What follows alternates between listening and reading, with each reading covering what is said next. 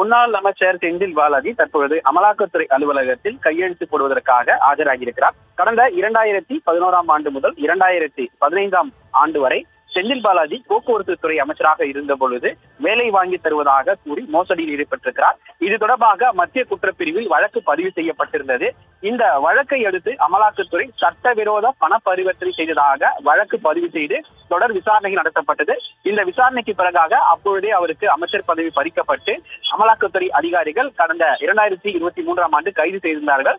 471 நாட்களுக்கு பிறகு மீண்டும் வெளியே வந்த செந்தில் பாலாஜி மீண்டும் அமைச்சராகியிருந்தார். இந்த நிலையில் நேற்று அமைச்சர் பதவியை ராஜினாமா செய்திருக்கிறார். அப்பொழுது நீதிமன்றம் அவருக்கு திங்கள் மற்றும் வெள்ளிக்கிழமை அமலாக்கத்துறை அலுவலகத்தில் ஆஜராகி கையெழுத்திட வேண்டும் என உத்தரவு பிறப்பித்திருந்தது. அந்த உத்தரவு தொடர்பாக தான் தற்பொழுது திங்கட்கிழமை அன்று அமலாக்கத்துறை அலுவலகத்தில் ஆஜராகி கையெழுத்திட்டு தற்பொழுது சென்றிருக்கிறார்.